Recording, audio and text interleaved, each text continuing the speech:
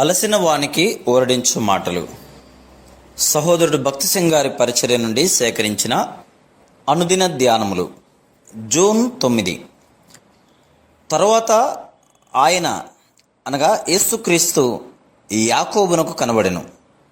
1 కొరింథీ 15:7. ప్రభు పునరుద్ధరణైన తర్వాత 7వ పర్యాయం యాకోబునకు కనబడెను. ప్రధాన అపోస్తలులలో యాకోబు ఒకడు.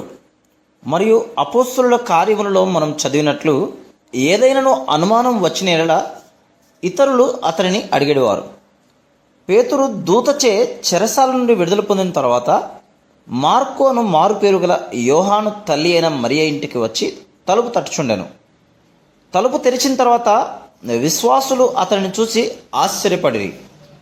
అతడు ఊరకుండుడని వారికి చేసేగ చేసి ప్రభువు తన్ను చెరసాలలో నుండి ఎలాగూ తీసుకుని వచ్చనో వారికి వివరించి యాకోబుకును సహోదరులకును ఈ సంగతులు తెలియజేయడని చెప్పి బయలుదేరి వేరొక చోటికి వెళ్ళెను. అపోస్తల కార్యములు 12:17. అపోస్తల కార్యములు 15:13లో యాకోబును గురించి ఇంకను ఇట్లు చదువుదుము. వారు చాలించిన తర్వాత యాకోబు ఇట్లనెను, సహోదరులారా, నా మాట ఆలకించుడి.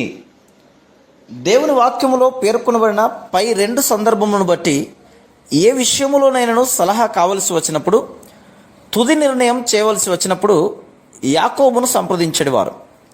భవిష్యత్తులో ఎదుర్కొనవలసిన ఈ గొప్పదైన ఆత్మీయ బాధ్యత కొరకు సిద్ధపరుచుట కొరకే ప్రభువు అతనికి ప్రత్యక్షమయ్యను. దేవుని ఇంటిలో అధికమైన బాధ్యత వహించు వారికి ప్రభువు అధికమైన శక్తిని, కృపను అనుగ్రహించును.